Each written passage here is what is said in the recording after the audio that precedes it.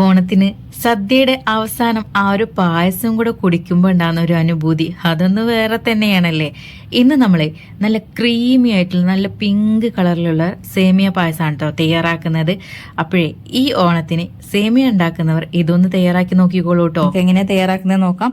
ഞാനിവിടെ 2 ടേബിൾ സ്പൂണോളം നെയ്യ് ഒഴിച്ചു കൊടുത്തിട്ടുണ്ട്. അപ്പൊ നമുക്ക് ആദ്യം സേമിയ ഒന്ന് വറുത്തെടുക്കണം. ഞാനിവിടെ 75 ഗ്രാമോളം സേമിയാണ് എടുത്തേക്കുന്നത്. ഇത് വറുത്ത് വന്ന സേമിയാണ്, എന്നാൽ പോലും നമ്മൾ ഒന്നുകൂടെ ഒന്ന് വറക്കണം കേട്ടോ. ഇനി തീരെ വറക്കാത്ത സേമിയാണെങ്കിൽ അതിനനുസരിച്ച് നിങ്ങൾ വറുത്തെടുക്കുക. അപ്പൊ ഇത് ചെറിയ സേമിയാണ്, വലുതാണെങ്കിൽ നമുക്ക് വേവിന് വ്യത്യാസം വരും കേട്ടോ. ചെറുതാണ് ഏറ്റവും ടേസ്റ്റ് ആയിട്ട് എനിക്ക് തോന്നിയിട്ടുള്ളത്.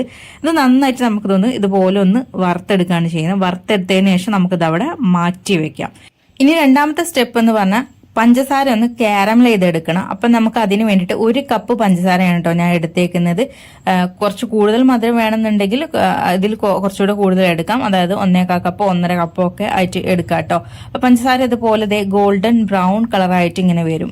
ഈ ഒരു കളറിലേക്ക് വന്നാൽ പിന്നെ നമ്മൾ ലോ ഫ്ലെയിമിലേക്ക് മാറ്റണം കേട്ടോ. പെട്ടെന്ന് കരിഞ്ഞു പോകാനുള്ള ചാൻസ് ഉണ്ട്. പിന്നെ നമുക്കത് ഒന്നിനും പറ്റാത്ത അവസ്ഥയിലേക്ക് വരും.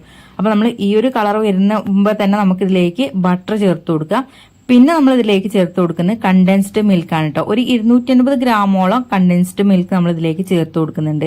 ഏത് ബ്രാൻഡ് വേണമെങ്കിലും നിങ്ങൾക്ക് ഉപയോഗിക്കാം. അമൂലും വരുന്നുണ്ട്, മിൽക്ക് മെയ്ഡിന്റെ ഇതൊക്കെ വരുന്നുണ്ട്. അപ്പൊ ഏത് വേണമെങ്കിലും നിങ്ങൾക്ക് ഇതിലേക്ക് ഉപയോഗിക്കാം കേട്ടോ. അപ്പൊ പ്രത്യേകം ശ്രദ്ധിക്കുക, ഇത് ലോ ഫ്ലെയിമിൽ തന്നെ ഇത് ചെയ്യണം. പെട്ടെന്ന് തന്നെ ഇനിയുള്ള കാര്യം ചെയ്യാൻ വേണം. ഇത് നമ്മൾ മിൽക്ക് മെയ്ഡും കൂടെ ഒഴിച്ചിട്ട് പെട്ടെന്ന് മിക്സ് ചെയ്തതിനു ശേഷം പാൽ ഇതിലേക്ക് ഒഴിച്ചു കൊടുക്കാം. ഞാനിവിടെ 1.5 ലിറ്റർ പാലാണ് കേട്ടോ ഒഴിച്ചു കൊടുത്തേക്കുന്നത്. പാലൂടെ നമ്മൾ ഇതിലേക്ക് ഒഴിക്കുന്ന സമയത്ത് ഈ കണ്ടൻസ്ഡ് മിൽക്കും അതുപോലെ ആ ഒരു കാരമലൊക്കെ ഒരു കട്ടയായിട്ടൊക്കെ നിൽക്കുന്നുണ്ടാവും. അത് വിഷയാക്കേണ്ട കാര്യമില്ല, കാരണം ഇത് നമ്മൾ ചൂടാക്കുന്ന സമയത്ത് അതിങ്ങനെ മെൽറ്റ് ആയതുകൊണ്ട് വരും കേട്ടോ. പാലൊന്ന് കുറുകി വന്നതിന് ശേഷം നമുക്ക് ഇതിലേക്ക് നേരത്തെ നമ്മൾ വറുത്ത് വെച്ചിട്ടുണ്ടായിരുന്ന സേമിയ ഉണ്ടല്ലോ, അത് നമുക്ക് ഇതിലേക്ക് ഇട്ട് കൊടുക്കാം കേട്ടോ. അപ്പൊ നമ്മുടെ പാല് 1.5 ലിറ്റർ എന്നുള്ളത് ഒരു 1 ലിറ്റർ ആവുന്ന ഒരു സമയം, ആ ഒരു സമയത്താണ് നമ്മൾ സേമിയ ഇട്ടിട്ട് വേവിച്ചെടുക്കുന്നത്. ഞാനടുത്ത് ചെറിയ സേമിയ ആയതുകൊണ്ട് തന്നെ പെട്ടെന്ന് വെന്ത് കിട്ടും. വലിയ സേമിയ ആണെങ്കിൽ വേവില് വ്യത്യാസം വരും. ഒന്നെങ്കിൽ നിങ്ങൾക്ക് ആദ്യം ഒന്ന് ബോയിൽ ചെയ്തിട്ട് ഇതിലേക്ക് ചേർക്കുകയാണെങ്കിൽ പെട്ടെന്ന് വെന്ത് കിട്ടും. അതല്ലെങ്കിൽ നമ്മൾ പാലിന്റെ ക്വാണ്ടിറ്റി കുറച്ചുകൂടെ ഒന്ന് കൂട്ടിയെടുത്തിട്ട് നമ്മൾ അതിൽ ഇട്ടിട്ട് വേവിച്ചെടുത്താലും മതിയാവും കേട്ടോ. ഈ സേമിയ പായസത്തിന്റെ പ്രത്യേകത എന്താണെന്ന് വെച്ചാൽ ഇതിലേക്ക് വറുത്തിടേണ്ട ആവശ്യമില്ല, അല്ലാതെ തന്നെ നല്ല ടേസ്റ്റിയാണ് കേട്ടോ. ഇനി നിങ്ങൾക്ക് വേണമെന്നുണ്ടെങ്കിൽ നമുക്ക് 1 ടേബിൾ സ്പൂൺ നെയ്യ് ഒഴിക്കാം. ഇതിലേക്ക് 2 ടേബിൾ സ്പൂണോളം കാഷ്യൂനട്ട് ചേർത്ത് കൊടുത്തിട്ട് ഒന്ന് വറുത്തെടുക്കുക. അത് ജസ്റ്റ് ഒന്ന് ബ്രൗൺ ആയി വരുന്ന സമയത്ത് നമുക്ക് ഇതിലേക്ക് മുന്തിരി കൂടെ ചേർത്ത് കൊടുക്കാം. ഒരു 2 ടേബിൾ സ്പൂണൊക്കെ ചേർത്ത് കൊടുക്കാം. ഇതൊക്കെ നമുക്ക് ക്വാണ്ടിറ്റി നമുക്ക് ഇഷ്ടത്തിനനുസരിച്ച് ചേർത്ത് കൊടുക്കാം കേട്ടോ. കാഷ്യൂനട്ടൊക്കെ കൂടുതൽ വേണമെന്നുണ്ടെങ്കിൽ അത് കൂടുതൽ എടുക്കാം. അതൊക്കെ ഓരോരുത്തരുടെ ഇഷ്ടമാണ് കേട്ടോ. ഇതിലേക്ക് ഇങ്ങനെ കാഷ്യൂനട്ട് റൈസിൻസ് ഒക്കെ എത്ര വേണമെന്നുള്ളത്.